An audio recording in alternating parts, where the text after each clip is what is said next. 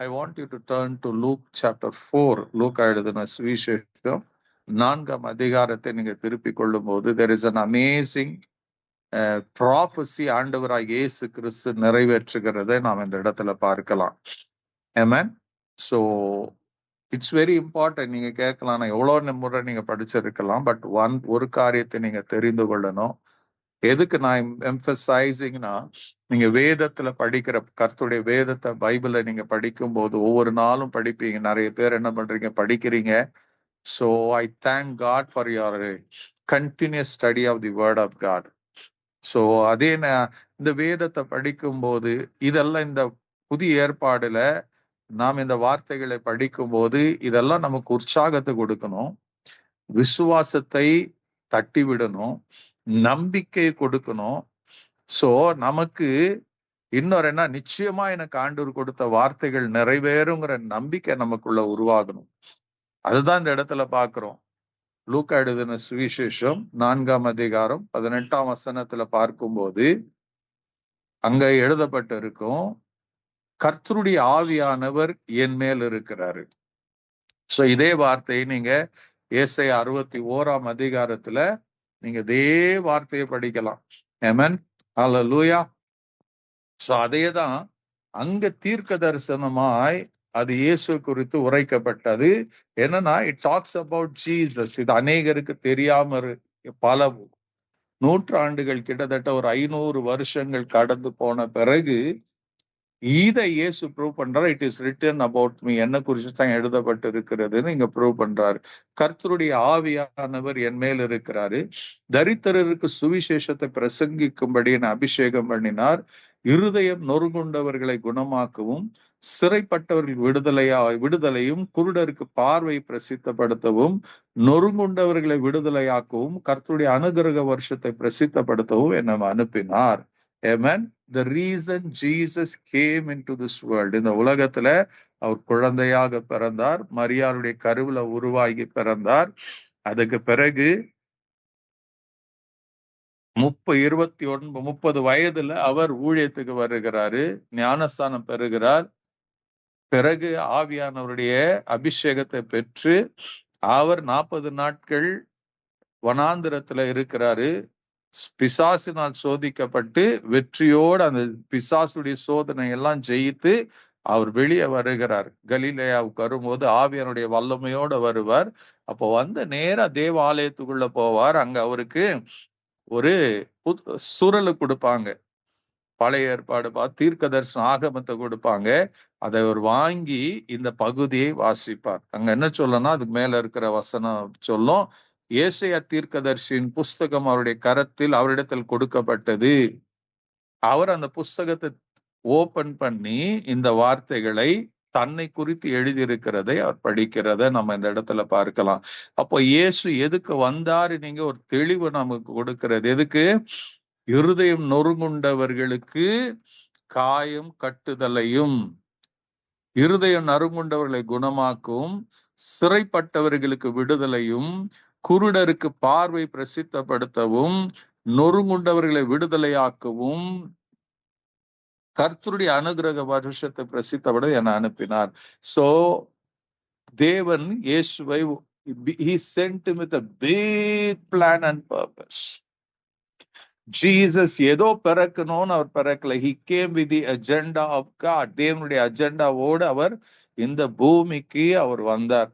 அந்த அஜெண்டாவில் அவர் என்ன சொல்ற, என்ன காரியம்னா, ஹல்லேலூயா, சுவிசேஷத்தை, குட் நியூஸ், சுவிசேஷத்தை பிரசங்கம் பண்றது மாத்திரமல்ல, எதுக்கா அவர் சொல்லுவார், to announce the release to the captives and recovery of sight to the blind and send forth as delivered those who are oppressed. இத்தனை காரியங்களை யோசித்து பாருங்க. இதுல ஏதாச்சும் ஒரு காரியத்துல நீங்க இந்த நேரத்துல if you are feeling that you are in இந்த ஒரு கண்டிஷன்ல நீங்க இருக்கிறீங்க, முக்கியமா எதுனா, அவர் இருதயம் நறுங்குண்டவர்களை குணமாக்க. ஹல்லேலூயா. அப்ப நல்லா தெரிஞ்சுக்கங்க, Jesus was sent to release, இருதயம் நறுங்குண்டவர்களை குணமாக்க.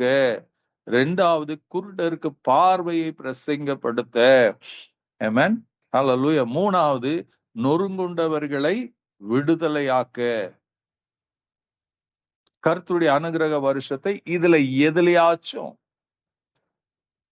எந்த இடத்துலயாச்சும், இஃப் யூ ஃபீல் நான் இந்த இடத்துல நான் சிக்கி இருக்கிறேன், இந்த இடத்துல எனக்கு பிரச்சனை இருக்கிறது, இந்த இடத்துல நான் இருக்கிறேன்னு இப்ப நீங்க உணர்வீங்கன்னா தெரிஞ்சுக்கங்க, your deliverance is guaranteed, your healing is guaranteed. இயேசு அதுக்காக தான் வந்தாரு. அவர் மரித்தது உண்மை, பரத்துக்கு போனது உண்மை. இன்னைக்கும் அவர் என்ன பண்றாருங்க, அவரை கூப்பிடுகிறவர்கள் மத்தியில அவர் இருந்து கொண்டேதான் இருக்கிறாரு. ஆமென். ஹல்லேலூயா. நிறைய வீட்டுங்கள அன்சீன் கெஸ்ட் போட்டிருப்பாங்க வீட்டுல. அந்த இயேசு இன்னைக்கு உங்க கண்ணுக்கு பார்வைக்கு தெரியாம இருக்கலாம், பட் அவர் உங்க மத்தியில இருக்கிறாரு, உங்க நடுவுல இருக்கிறாரு. எதுக்குங்க? உங்களுக்கு ஒரு விடுதலை வேணும்னு அவருக்கு தெரியும், உங்களுக்கு சுகம் வேணும்னு தெரியும். பிசிக்கலா நீங்க பலவீனமா இருக்கிறீங்களா எனக்கு தெரியாது, பட் மென்டலி, எமோஷனலி இதுல சில பேர் இருக்கிறீங்க, நீங்க ரொம்ப, அதாவது so much tired. ரொம்ப உங்க இருதயம் பாதிக்க நொறுக்கொண்டு இருக்கலாம். உங்களுக்குள்ள நீங்க கேள்விகளோடு வாழ்ந்து கொண்டு இருக்கலாம். why this கூட நீங்க கேட்டுக்கொண்டு இருக்கலாம். you may not get answers. ஒருவரும் உங்களுக்கு பதில் கொடுக்க முடியாது. because only Jesus knows the seriousness of that pain. உங்க இருதயத்துல இருக்கிற, உங்க மனசுல இருக்கிற, உங்க சிந்தையில இருக்கிற அந்த வழி அவருக்கு மாத்திரம்தான் தெரியாது. உங்களுக்கு எந்த அளவுக்கு தெரியுமோ தெரியாது, பட் he knows everything. உங்களை ஆராய்ந்து அவர் அறிந்திருக்கிறார். he knows everything. நீங்க இந்த நேரத்துல எங்க உட்கார்ந்து இருக்கிறீங்கன்னு தெரியும், நீங்க அழுது கொண்டு இருக்கிறீங்களா தெரியும், நீங்க பெருமூச்சு விட்டு கொண்டு இருக்கிறீங்களா தெரியும். everything he knows. எல்லாம் அவருக்கு தெரியும். நன்றாக உங்களை ஆராய்ந்து அறிந்திருக்கிறார். பட் ஒரே ஒரு காரியம் என்ன தெரியுமா, அவருக்கு தெரியும், he has already come to deliver you. இயேசு தேவாலயங்கள் தோறும் போய் அவர்களுக்கு விடுதலை, சுகத்தை கொடுத்தார். பிசாசின் பிடியில பிடிக்கப்பட்டவர்களுக்கு விடுதலை கொடுத்தார், வியாதிகளை குணமாக்கினார். இன்னொன்னு நீங்க வேதத்துல நல்லா கவனிச்சீங்கன்னா, இயேசு கிட்ட வந்தவர்கள் ஒருவரும் வெறுமையாய் போனது கிடையாது. Everybody, those who came to Jesus were completely healed. அவர்கள் சுகமாகிதான் கடந்து போனாங்கன்னு சொல்லி எழுதப்படுகிறது. அப்போ Jesus is already there, but இன்னைக்கு take a step to come to Jesus. The unseen guest அவர் இருக்கிறாரு. Hallelujah. just அவரை பார்க்க ஆரம்பிங்க, அவரை தேட ஆரம்பிங்க, அவரை கூப்பிட ஆரம்பிங்க. don't be silent. Don't be silent. அன்றைக்கு பர்த்திமேய குருடனை பார்த்து எல்லாம் அதட்டினாங்க, எல்லாம் சத்தம் போட்டாங்க, வாயை மூடிட்டு இருறான்னு சொன்னாங்க. இது இட்ஸ் நாட், உனக்கு இத அவரை கூப்பிடுறதுக்கு உனக்கு தகுதி இல்லைன்னு சொன்னாங்க. நீ பிச்சைக்காரன் சொன்னாங்க, நீங்க குருட, அவனை பார்த்து குருடன்னு சொன்னாங்க, நீ லைசன்ஸ் பெற்ற குருடன்னு சொன்னாங்க. பட் அவன் என்ன பண்ணான் தெரியுங்களா, நீங்க எவ்வளோ நீங்க என்ன சொன்னாலும் சரி, it's my time today, this is my day of deliverance, this is my day of healing என்று அவனுக்கு இருதயத்துல தோணுச்சு.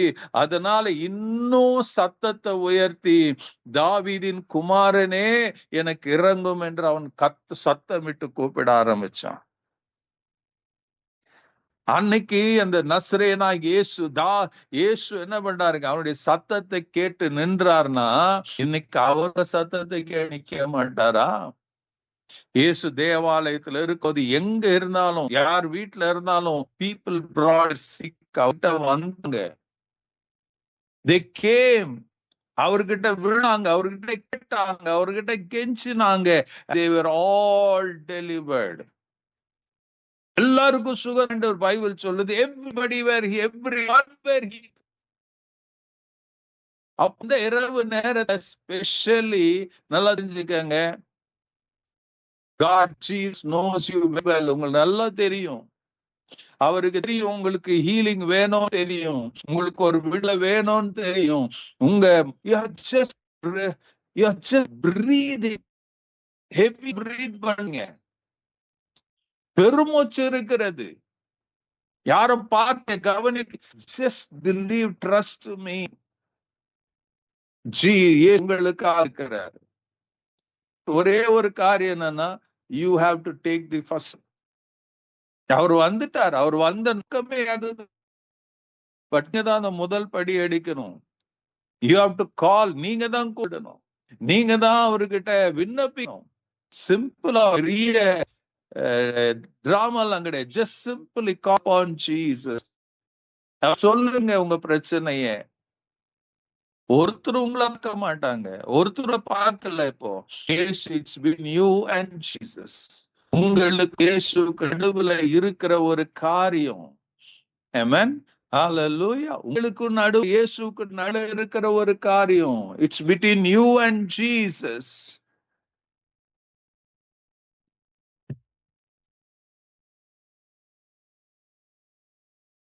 உங்களுக்கு இயேசுவுக்கு நடுவுல இருக்கிற ஒரு காரியம்.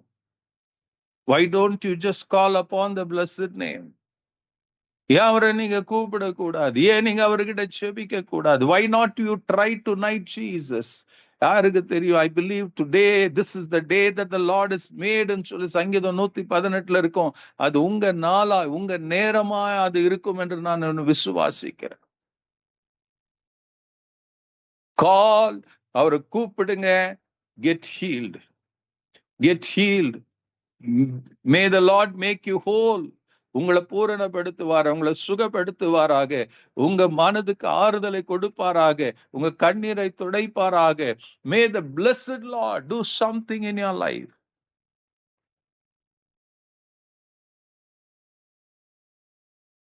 இயேசு வந்த நோக்கம் தெளிவா இருக்கிறதுங்க, தெளிவா இருக்கிறது. He is for you, he is not against you.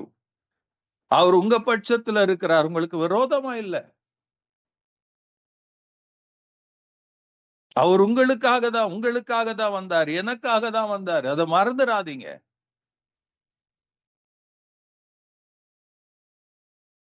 அவர் சொல்லுவார், அவருடைய தம்முடைய சொந்த மக்களுக்காக தான் வந்தாராம்.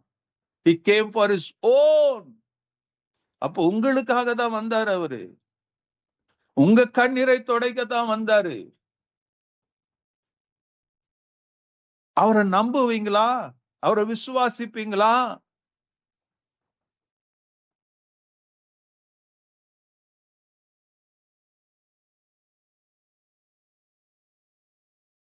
நீங்க வேதத்துல படிச்சீங்கன்னா, குஷ்டரோகி வரான், அவர் பாதத்துல விழுகிறான். உமக்கு சித்தமானால் என்னை சுத்தமாக்க ஆண்டவர் சுகப்படுத்தி அனுப்புகிறார். Everybody they came. ஏதோ ஒரு வழியில வந்தாங்க. They just believed and trusted and came to Jesus. அவர்கள் அற்புதங்களை பெற்றுக்கொண்டு போனாங்க. இன்னைக்கு அதே இயேசு தானே ஆவியானவராக நம் நடுவுல இருக்கிறார் அல்லவா? அவர் சொல்லி இருக்கிறான், ஒருவருக்கும் தூரமானவர் அல்ல என்று அவர் வாக்கு கொடுத்திருக்கிறாரே. நான் உன்னை விட்டு விலகுவதில்லை, என் கை விடுவதில்லை என்று தேவனே சொல்லி இருக்கிறாரே என்று எபிரேயர் 13:5 சொல்லப்பட்டிருக்கிறதே.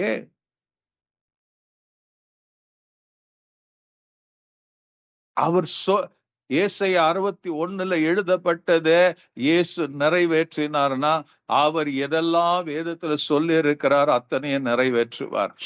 அப்ப அன்னைக்கு ஏசாயா சொன்னதை அவர் நிறைவேற்றினார்னா, இன்னைக்கு புதிய ஏற்பாடுல எழுதப்பட்ட அத்தனை பேரையும் சுகமாக்கினார்னா, he will surely heal you. உங்களை சுகமாக்குவார், உங்களுக்கு விடுதலை கொடுப்பாரு. ஆனா ஒண்ணுதான் கர்த்தர் நம்ம கிட்ட எதிர்பார்க்கிறாரு. எல்லாருக்கிட்டையும் ஆண்டவர் சொன்னது என்னன்னா, முக்காபாக மக்களுக்கு சொன்னது, விசுவாசம் உன்னை ரட்சித்தது. Your faith healed. பர்த்திமேக்கு அதுதான் சொல்லுவார், பெரும்பாடுள்ள ஸ்திரீக்கு அதுதான் சொல்லுவார், எவ்வியர்கிட்ட தான் சொல்லுவார், விசுவாசம் பயப்படாத விசுவாசம் உள்ளவனாயிரு என்று சொல்லுவார். 2 குருடர்கள் வரும்போது அவங்கள்ட்ட, எனக்கு செய்ய முடியும் என்று நீங்க விசுவாசிக்கிறீங்களா? ஆமா ஆண்டவரே, then let it happen என்று ஆண்டவர் சொல்லுவார். 100க்கு அதிபதி சொல்லும், ஒரு வார்த்தை சொல்லும் ஆண்டவர், என் வேலைக்காரன் சொஸ்தமாவான். ஆண்டவர் எதிர்பார்க்கிற ஒரு காரியம். நீங்க ஜெபத்துல எவைகளை கேட்பீர்களோ பெற்றுக்கொண்டீர்கள் என்று விசுவாசிங்கள், அப்பொழுது அது உங்களுக்கு உண்டாகும் என்று மார்க் 11:24 அவர் சொல்லி இருக்கிறார். கேளுங்கள், அது உங்களுக்கு கொடுக்கப்படும் என்று மத்தேயு 7:7 சொல்லி இருக்கிறார். ஹல்லேலூயா. என் நாமத்திலே நீங்க எதை கேட்டாலும் நான் அதை உங்களுக்கு செய்வேன் என்று யோவான் 14:13-14 இயேசு வாக்கு கொடுத்திருக்கிறார். யோவான் 16:24 அவர் சொல்லி இருப்பார், என் நாமத்தினால இதுவரைக்கும் நீங்க ஒண்ணு கேட்கல, கேளுங்கள், அப்பொழுது உங்கள் இருதயம் நிறைவாகும்படி நான் உங்களுக்கு செய்வேன் என்று வாக்கு கொடுத்திருக்கிறார்.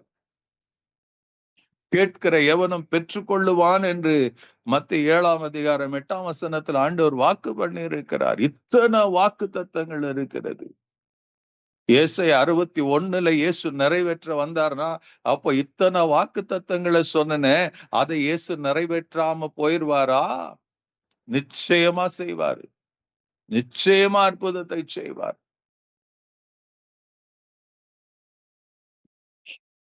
நீ விசுவாசித்தால் தேவனுடைய மகிமை காண்பாய் என்று மார்த்தாளுக்கு சொல்லி மகிமை காண வச்சாரே, இன்னைக்கு உங்களுக்கு எனக்கு அந்த மகிமை காட்டாம இருப்பாரா? உங்களை வெட்கப்பட்டு போக விட்டுருவாரா? He is longing, he is willing to do something for you. நீங்க எவ்வளவு பரிதபிக்கப்பட்டவர்களா இருக்கிறீங்கன்னு அவருக்கு தெரியும். எத்தனை பலனற்றவர்களா நீங்க இருக்கிறீங்கன்னு அவருக்கு தெரியும். ஆபிரகாமுடைய சந்ததிக்கு அவர் உதவி செய்ய வந்தாராம். He came to help the descendants of Abraham. எபிரேயர் 2 எழுதப்பட்டு இருக்கிறது. He has come to give that deliverance, that healing, that joy. But we are missing it. அநேக கிறிஸ்தவர்கள், கர்த்தருடைய பிள்ளைங்க,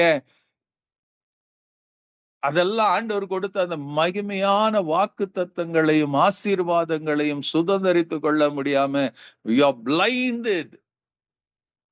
And tonight God wants to open your eyes. அதெல்லாம் பாருங்க. It's for you. சிலுவை cross was for you. அவருடைய பாடு உங்களுக்காக, அவருடைய ரத்தம் சிந்துதல் உங்களுக்காக எனக்காக, அவருடைய மரணம் உங்களுக்காக எனக்காக. He rose again for you and me. இந்த வாக்கு தத்தங்களை எழுதி கொடுத்தவர் இன்னைக்கு மரித்த மண்ணோட போகல, அவர் உயிர் உள்ளவரா இருக்கிறார். He remembers every word. So why don't you rise up? Why don't you? ஏன் நீங்க கூப்பிடக்கூடாது? ஏன் நீங்க ஜெபிக்க கூடாது? ஏன் இன்னைக்கு அந்த அற்புதத்தின் மகிமையா நீங்க மாறக்கூடாது?